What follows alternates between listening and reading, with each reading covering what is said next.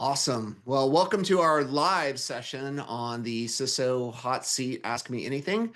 I am Mike Britton, the CIO for Abnormal, and I want to introduce this awesome panel, and we'll let them go around the room real quick and just do a brief introduction, and we'll start with Stephen. Stephen Harrison, CISO for MGM Resorts International. All right. Go ahead. Yeah, I'm Mark Millen, CISO for Westfield Insurance, and just headquartered in Northeast Ohio, but I'm a desert lover and live in Southern Utah. Yeah, unlike the two desert lovers, my name is Chaim Sanders, and I'm the CISO for Lyft, and I'm out in Seattle, cold and rainy Seattle. Excellent. So we got a great variety of industries and locations and everything. So I'm going to kick it off. And like I told our panelists before we started, this is just giving you guys, the audience, an intimate view into some coffee talk between the four of us. And so it's very unscripted and just get some great insight and feedback. So we'll start, and I'll start with you, Mark, on this one. And feel free, Chaim and Stephen, to also weigh in. But you guys represent different industries, hospitality, rideshare, insurance. What's the one security challenge that keeps you up at night, regardless of, being in insurance or not? And how do you see AI and automation reshaping those challenges over the next couple of years?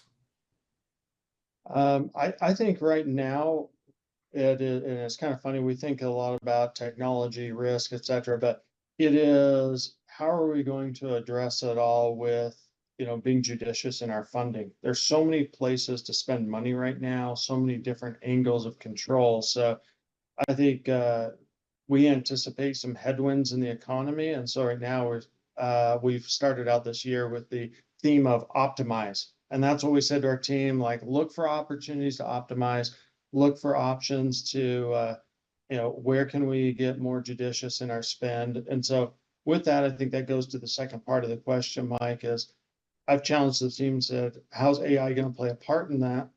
Certain pockets of our team, I think, have gone really deep, and others are very at the surface. And so that is part of the challenge, saying, hey, take some time each week to upskill around AI and look for opportunities for efficiency wherever you kind of sit within the security organization. So that's a little bit where my head's at right now.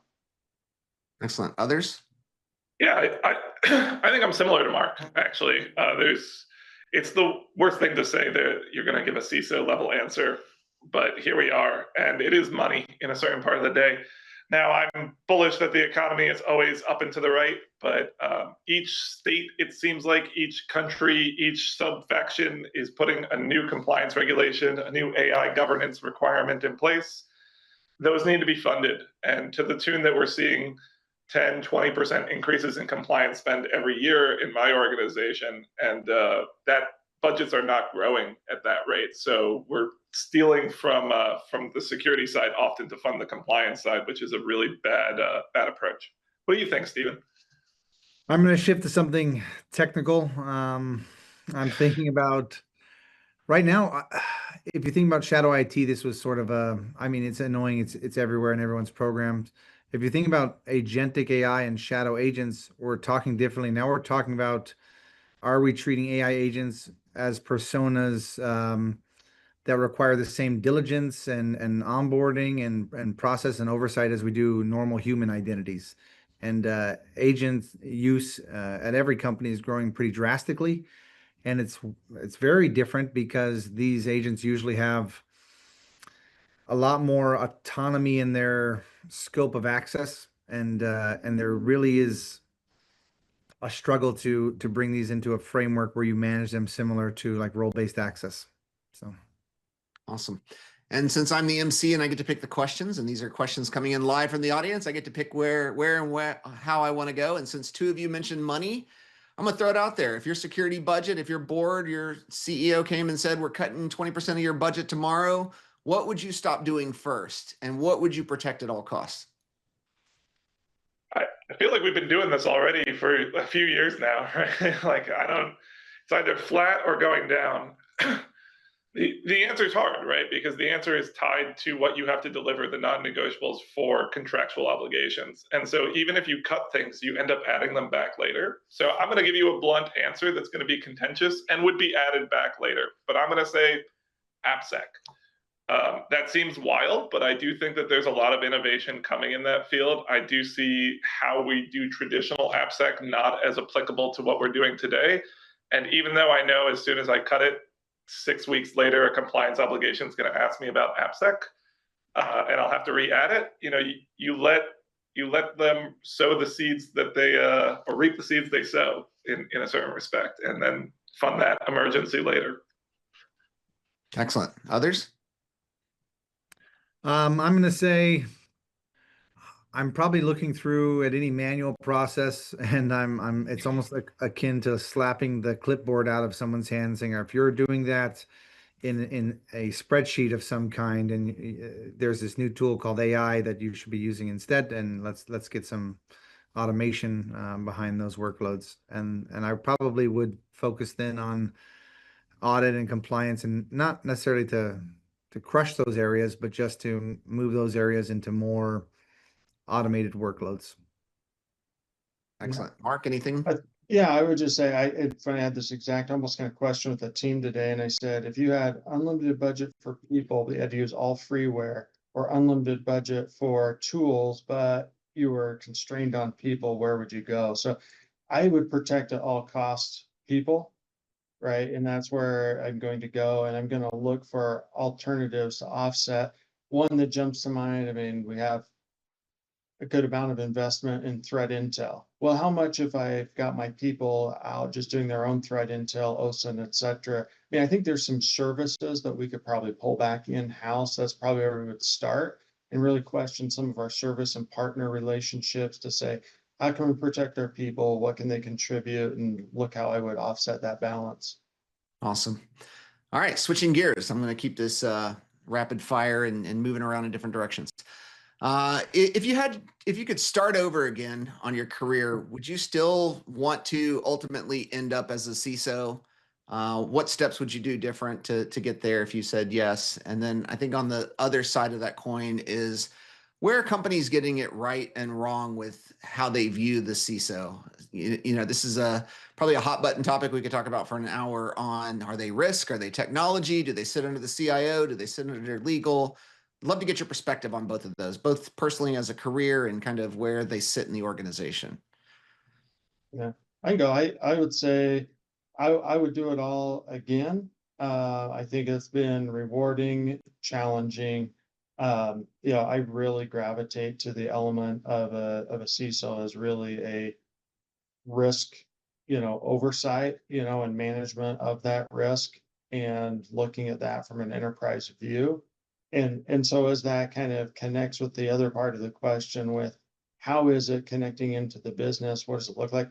I've had different CISO roles, reporting to the CIO, CTO, to the general counsel, to a role I'm in now. I report to our chief administrative officer, and the skip levels, the CEO. That's probably about the best organizational structure that I've had so far. It's very objective. The skip level's good. I've seen a lot of people argue, well, you need to report to the CEO. I would counter and tell them, let me tell you about how much time you're going to get with the CEO. About zero. So I think, when everyone kind of looks at it, you have to determine where can you be effective and how can you influence the best from the CISO seat. I would do it all again. I wouldn't change too much, really. I mean, everyone would change something in their lives, I'm sure, but I'm happy with my path and where I've gone.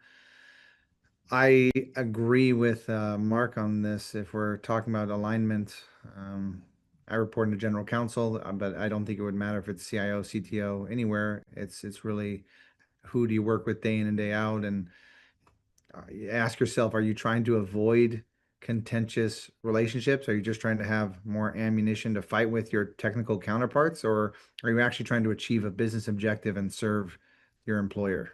So yeah, I agree with Mark and Stephen too. I think that's a real crux part of this. And the answer is like different companies have a different view on what the CISO is going to do. We're starting to see a little bit of an interesting emergence of highly technical CISOs who come from the security background directly, which is really interesting to see. And what they're learning is actually something I learned, which is you need to really be good at balancing a budget. You need to be good at understanding the language of finance. And I think most folks, particularly folks who come out of sort of the like, this is a CVE, it's a medium, low, high, don't really understand the business context to those very well. And if they did, well, they'd probably be trying to move up to be a CISO. So yeah, I'd do it all again. It's been a blast. It continues to be. I'll disagree slightly there. I'll hire someone who can do budget because I'm a very technical person. Well, and I'll throw my own spin on this too, because I've been a CISO at 2 organizations for a decade as well prior to being CIO. I kind of agree with you all in certain aspects. I do think it does come down to it doesn't really matter where you report into, because you ultimately have to be you have to partner, you have to be influential, you have to understand basically all parts of the business. I will disagree slightly with you, Stephen, on this one, just because I do think we hear a lot of CISOs say, I want a seat at the big boy table or big girl table. I want to be seen as another executive. I think this role of the CISO is the one outlier in that there really is an expectation for you to do it all. I do think there's an expectation to understand the financial aspects of an organization, to understand go-to-market and sales, to understand legal and compliance, to understand technology. We don't look at our CFOs with that same expectation. We don't look at our head of marketing or other C-suite. They don't have that same level of expectation, which is sometimes frustrating, but it's also one of the things I like about the job is you kind of have to be an expert and understand all areas. So I do think that's one interesting aspect of it that's a little different from other C-suite. Yeah. I'll challenge, maybe not challenge, but like also say that's probably because we're a little bit infantile in our role. When you look at an organization like legal, right? Like they don't do it all. They have outside counsel in order to support them. And I do think eventually that's where the security organization model will go, which is, oh, like we have an issue with this, bring in the right person from outside. We sort of just have generalists inside, but many years from now. Yeah. All right, sticking to another topic that I think comes up a lot in social media and other places. It's a high stress, security is high stress. There's a lot of mental health issues, burnout. I think COVID and remote work maybe make that worse in some instances. What's one change you've made in your organization to reduce burnout for your team, and you know, how's that working? I can start here. So if everyone has on-call, and I've done this at every organization I've worked with, and I think if you can find ways to not leave on-call as this punitive function. So for us, if you're on call, then usually I give you a free 3-day weekend the following weekend. So you get that Friday off or Monday off, and you're just not working because you already gave us the previous weekend of your time, whether you got a call or not. You're going to have a 3-day weekend. I think that's something like that. Flex and hybrid work, I'm a big fan of, because you ask yourself if you're looking for objective output or are you looking to babysit employees. And so I like to focus on objective output, and so I try to find a balance there. Yeah, I really like that, actually. I'll probably steal that. The other sort of side of the on-call story that we have is really being realistic about whether or not it needs to be 24/7 on call for certain services. I know when I walked into the role, there were people who were getting paged about like logs not coming in real time at 2 a.m. And I was like, are you going to backfill those logs at 8 a.m.? They're like, yeah. And I was like, this is probably fine depending on what the log is, right? It really might not matter. The other thing I'll say is letting people do what they want to do a little bit, giving them time to sort of adventure out. Maybe they're interested in AI these days. Maybe they're interested in automating a certain part that's just cool and fascinating to them. That I think really reduces burnout, letting them sort of funnel their talents into what's interesting to them. What do you think, Mark? A little bit on the innovative side, but I think training has always been an element that can get kicked down the road. And so if you can hold a certain percentage of time as sacred and budget sacred to your teams to unplug, to train, to upskill, I mean, they feel the investment in them. It gives them a chance to kind of decompress a little bit. So that's one that we've really kind of circled back and tried to make a priority and just pay more attention to. Excellent. Great perspectives from all of you guys. Hiring, if you could boil it down to what's the absolute number one fundamental thing you look for when you're hiring someone on your team, whether it's entry level or, a deputy, what's the one thing you really want to get right when you hire people?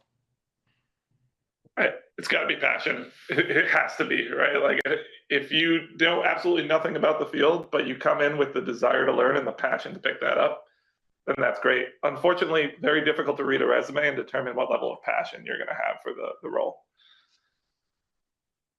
Yeah, I think in our organization, I'd agree. A additive to that would be cultural fit. I mean, we're a company 178 years old. That people talk about different cultural behaviors, stewardship, and kind of what we do as a mutual benefit company. So that cultural fit to the team, you could be passionate, but if the person comes in super passionate and they're a brilliant jerk, or you come in and there's just those dynamics. And so some of those are definitely hard to kind of suss out through an interview process. One thing I would kind of say to myself is like, okay, if I've met with this person, I've chatted with them and they've kind of ticked a lot of the other boxes, technical passion, I'll say, all right, do I want to go have dinner with them now at the end of the day? And if the answer is like, not really, I'm going to spend a heck of a lot of time with that person on my team for a long time. And if I can't answer that last question, that's probably not going to be a great fit to be together. It's interesting. I agree with passion, and I agree with Mark's points too. I would say I do like to highlight accountability, knowing if someone is able to admit when they're wrong and own it, and ask for help when they need it. I do go back and forth on would I rather win with a jerk or lose with a nice guy. I mean, I'm very competitive, so if they're an accountable jerk, I might lean that way. So, yeah. Yeah, and for me, it's curiosity, which I think is just a slight variation on passion. Are you curious enough to go figure it out? Are you curious enough to learn it?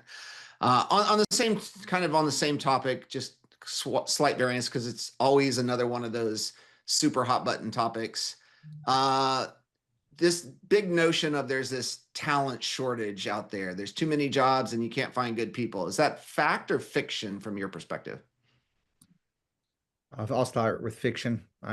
People would say, yo, you can't get people to move to Las Vegas. You can't relocate people here. You can't find talent. And sometimes you can hit challenges, but I've relocated or found people all over the country. And I think it's just the amount of effort you're willing to put into it. And if you are leaning on your recruiters who usually aren't technical and don't have, or if you're going out with your leadership team and going through efforts to attract talent that is interesting and passionate and willing to learn.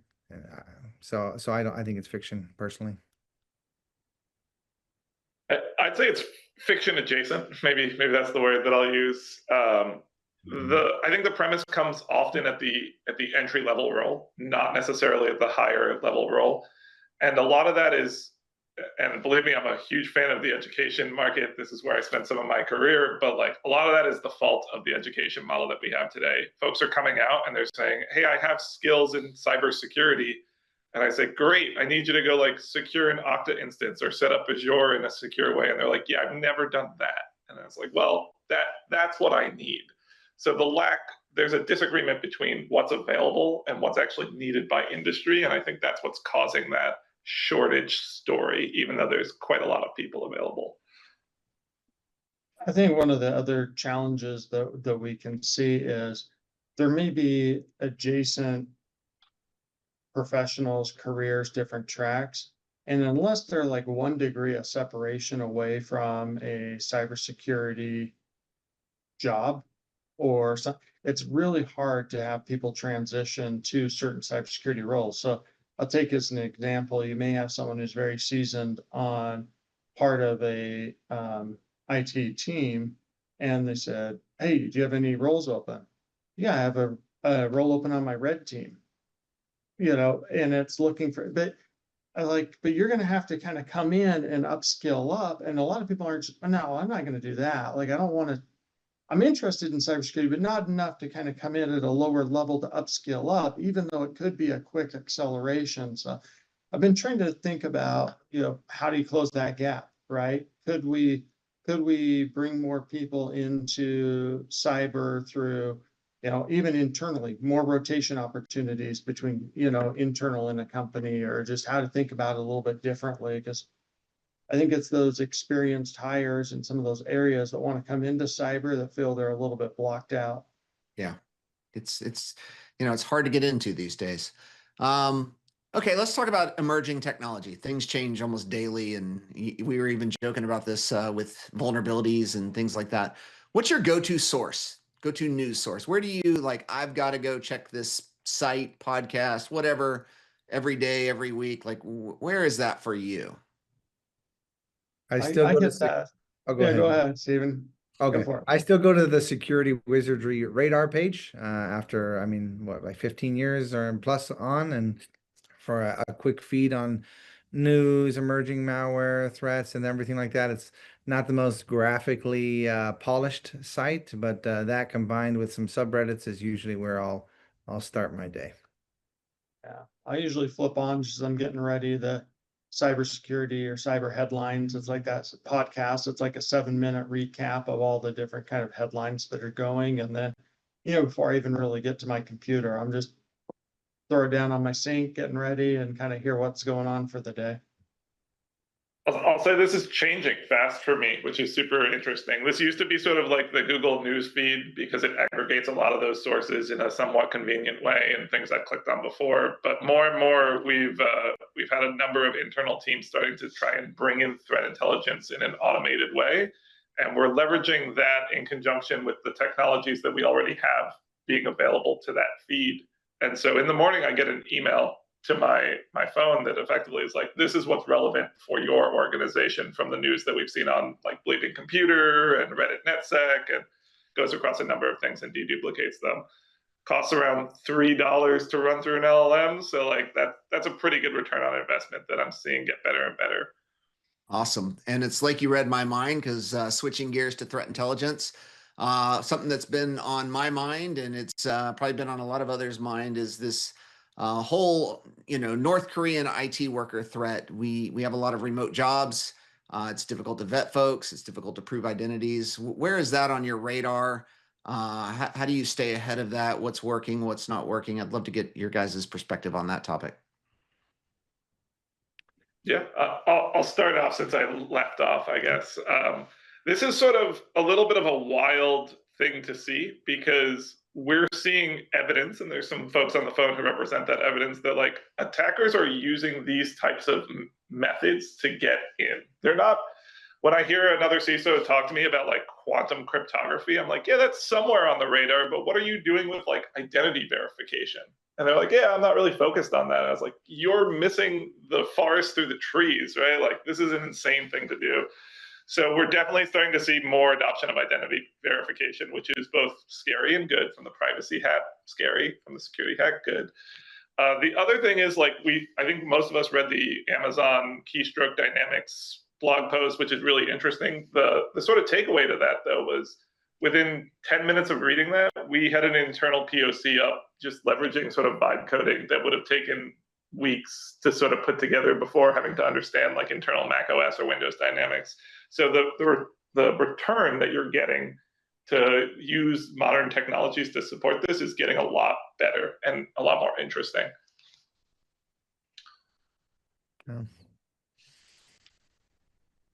I'll go Let's next. jump in. Yeah, go ahead. Yeah. So I think the North Korean threat actors space, I've talked to you about this before, Mike. I think we've seen some of these attempted, and it's interesting how the workforce management side is starting to benefit from threat intelligence, where previously it might have been ignored.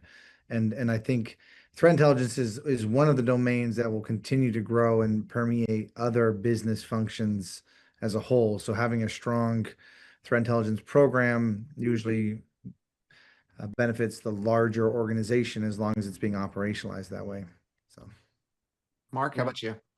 It's interesting. I was thinking about this is like prior life, I worked at a company where we had facilities in mainland China and about 1,000 employees. And so, I mean, there's like this idea of like, here's the front door, North Korea, come in for espionage, whatever the case may be. But I mean, a lot of companies are just operating in a very global nature. I kind of tend to like grab onto how are we empowering our insider risk programs further, right? And what are we doing around kind of insider risk? Are we creating personas in our, to look for different kind of anomalies that we may not have, previously seen? What does that look like? I mean, in where I live is a very relatively small city in the desert of Utah. And right after I moved there, a week later, there was a dozen cop cars on the corner of a neighborhood that's pretty nice part of town. And it was an arrest of a Chinese national that was working at a small electronics company that was creating espionage to take it out of the company. So it is extremely pervasive. From if you think it's like, oh, no, this is only in the biggest companies, the biggest places. It's everywhere in the world, and it's at the smallest places you wouldn't even imagine.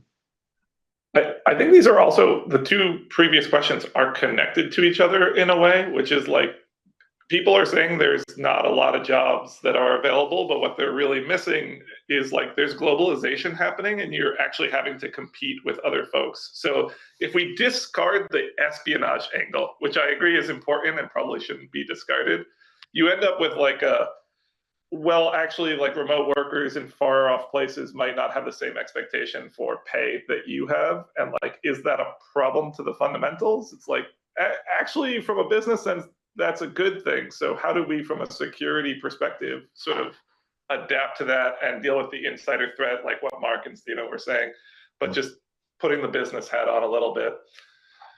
Well, and I'll throw it out there too, because this is an area I've dug deep and rolled up my sleeves here. Probably about 6 months ago, our recruiters reached out for an anomaly here and there, and we started to dig into it and built. This is a great use where threat intelligence solved a problem, and probably to date, I've probably talked to 30 to 40 North Koreans on Zoom calls to try to interview them, and there's all sorts of shades of bad and good on how talented they are, but it's actually had ripple effects for our recruiting team too, because I've been able to take a lot of junk out of the pipeline, and now they really can focus on real candidates that really want to work here, that aren't threat actors. And so outside of the security aspect, it's also had a productivity benefit for them as well. And I think this is a great example. And also what this does is it lets them know, hey, man, that security team's not just there to tell me no on everything I want to do. They're there to actually make my life better. They're there to make my life more productive. So I think that was a good aspect. So we're down to our last 90 seconds. I want to throw, anybody have any parting words on, maybe a 20-second soundbite on anything you want the audience to take away from this conversation? Feel free to throw it in now, and then I'll wrap it and we'll be done right on time. I'll just say, hey, I'm optimistic of the future. I think in cyber right now, we can get a little bit overwhelmed, that we're fighting the forest fire with squirt guns or whatever analogy you want to use. But I think the collective community of like folks that are on this call, the practitioners, right? There's a great group together. Excellent.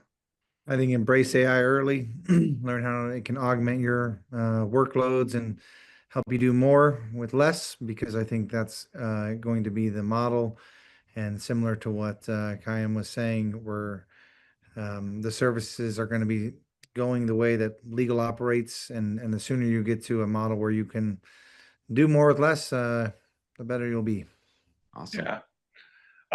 I'll say something sort of on the similar vein, which is just not everybody has an organization built to support AI usage right now. That's okay, but those that do are going to benefit from it. We're starting to see barrier to entry into the startup market is a lot lower, which means that they can compete against incumbents highly effectively. Competition means prices are reduced. Prices being reduced are good for the CISO, bad for the vendor. Sorry to the vendor in the room. But yeah, optimistic overall. Awesome. And that's a wrap. And thank you guys for joining me. And it's been a great conversation. And I hope all of our audience stays around and enjoys the rest of the Innovate conference. I appreciate you guys.